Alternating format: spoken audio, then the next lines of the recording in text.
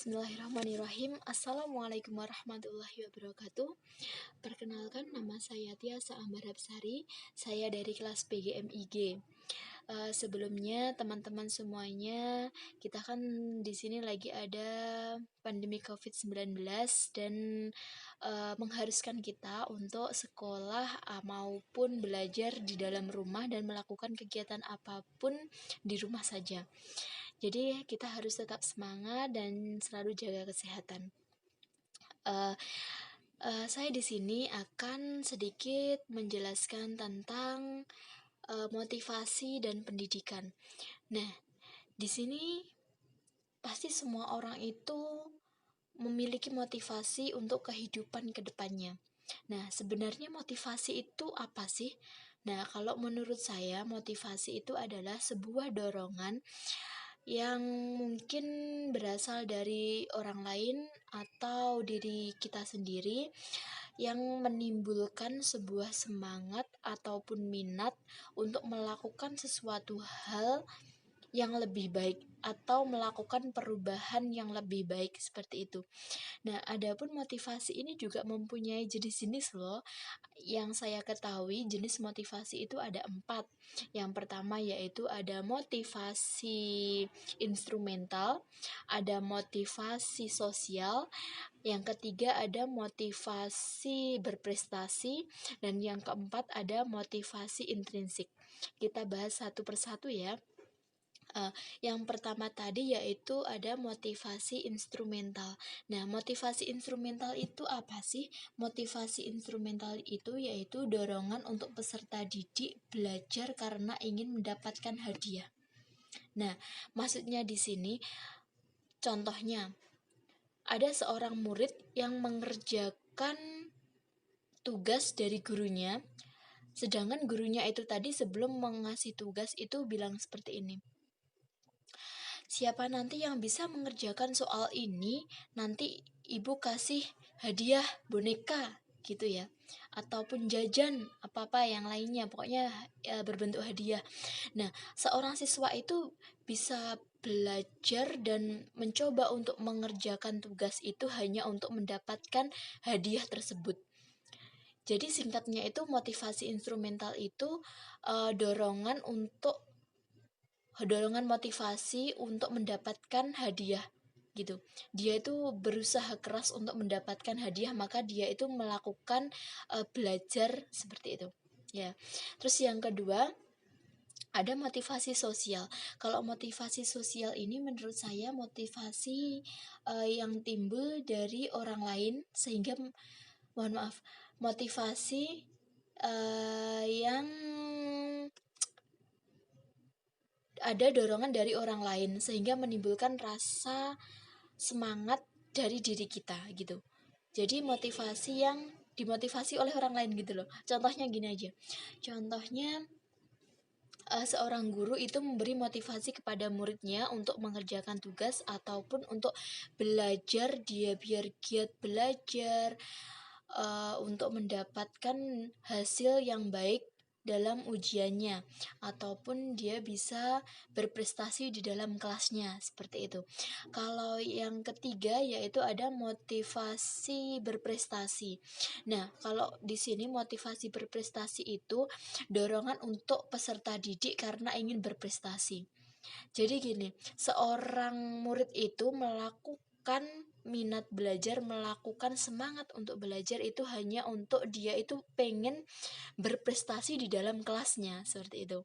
Nah, untuk yang terakhir yaitu ada motivasi intrinsik.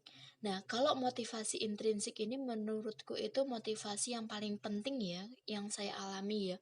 Motivasi intrinsik itu motivasi yang motivasi yang berasal dari dorongan dari dalam diri kita sendiri. Jadi motivasi itu yang menciptakan hanya diri kita sendiri.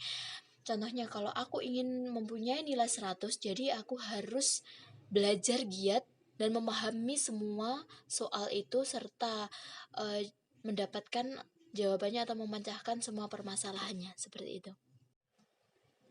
Nah, untuk yang selanjutnya, saya akan membahas tentang ciri-ciri orang yang termotivasi. Nah, jika seseorang itu sudah termotivasi, mungkin dari orang lain ataupun dari dalam dirinya sendiri, itu mempunyai ciri-cirinya loh. Yang pertama yaitu dia akan tekun. Dia akan tekun terus belajar, dia akan disiplin untuk belajar gitu. Dan yang kedua yaitu ada dia tuh ulet. Dia tuh sangat ulet banget untuk memecahkan suatu permasalahan. Contohnya ketika dia dikasih soal matematika menggunakan rumus Pythagoras, dia mencoba yang pertama. Wah, ini kok jawabannya nggak kayak gini, nggak ada di pilihan jawabannya. Dia cari lagi sampai dia ketemu sama jawabannya tersebut. Itu yang dinamakan ulet. Itu termasuk ciri-ciri orang yang termotivasi. Terus yang ketiga yaitu ada minat untuk memecahkan masalah. Jadi ketika dia itu melakukan percobaan pertama, dia gagal, lalu dia mencoba lagi agar dia itu mendapatkan jawaban yang benar gitu. Terus yang ketiga yaitu bisa mempertahankan pendapatnya. Jadi yang dimaksudkan di sini itu dia tuh bisa menjelaskan ketika dia mempunyai jawaban, misal mempunyai jawaban A, dia dapat menjelaskan kok bisa kamu mendapatkan jawaban A ini dari mana. Dia menjawab ini alasannya, ini pendapatnya dia karena dia memilih jawaban A tersebut gitu. Terus yang selanjutnya yaitu bisa memecahkan sebuah permasalahan. Jadi di sini tuh dia bisa memecahkan sebuah permasalahan yang sudah saya jelaskan tadi ya, seperti itu pokoknya.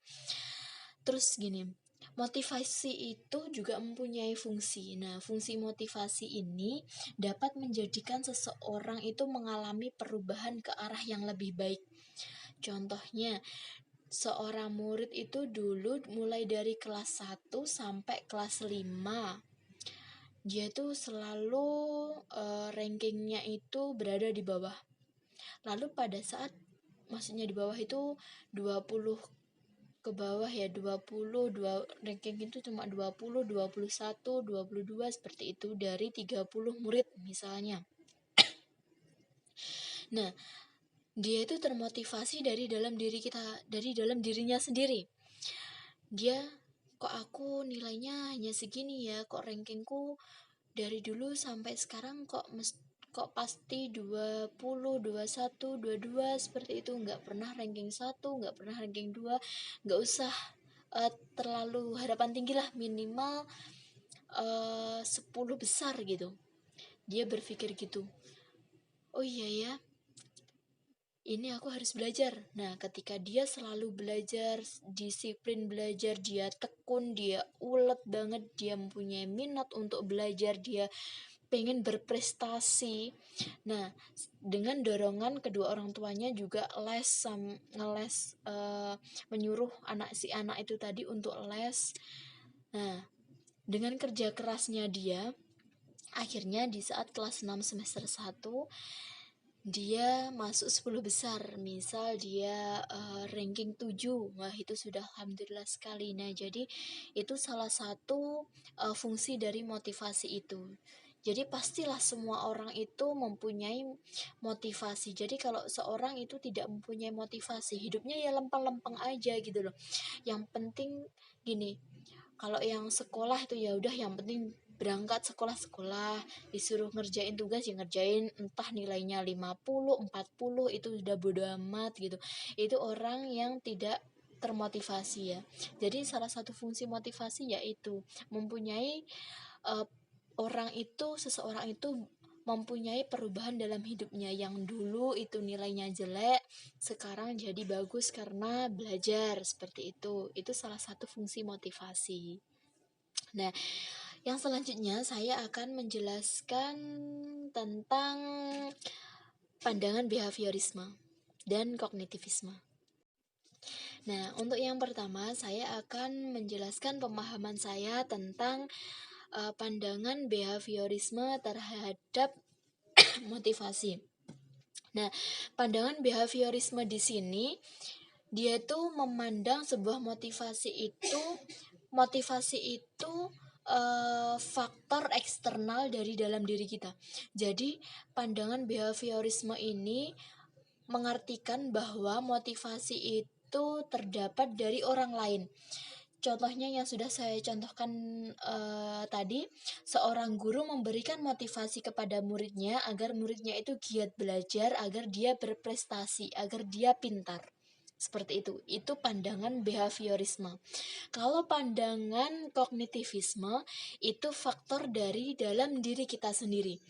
Jadi menurut pandangan kognitivisme ini, seseorang itu termotivasi gara-gara di dalam dirinya sendiri itu mempunyai semangat. Wah, aku harus semangat nih, aku harus mempunyai minat, harus menggugah minat belajarnya agar dia berprestasi. Jadi perbedaan dari behaviorisme dan kognitivisme itu, kalau behaviorisme itu menganggap motivasi itu timbul dari orang lain atau dari luar. Kalau kognitivisme itu timbul dari dalam diri kita sendiri. Ya, seperti itu. Nah, selanjutnya ini saya akan menjelaskan prosesnya. Proses seseorang memberikan motivasi dan termotivasi ya. Yang pertama, ketika kita menjadi guru,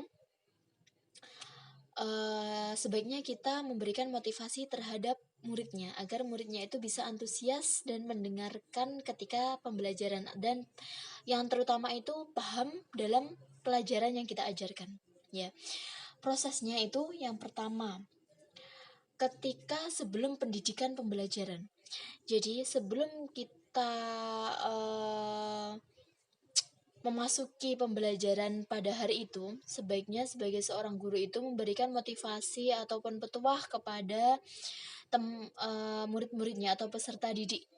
Jadi sebelum kita mengajar itu, setidaknya kita bisa dekat kepada siswa sehingga siswa itu bisa suka dengan kita, dalam tanda kutip ya, bukan suka yang itu, tapi suka yang bisa have fun sama kita. Nanti agar kita itu bisa didengarkan penjelasan kita sehingga murid kita itu bisa memahami pelajaran yang kita ajarkan, seperti itu. Terus yang kedua itu selama proses pendidikan dan pembelajaran. Jadi ketika tengah-tengah kita belajar, kita jangan memasuki materi terus. Kita jangan materi terus. Jadi di sela-sela pembelajaran, di sela-sela materi, kita harus menyelipkan sebuah motivasi di dalamnya, seperti itu.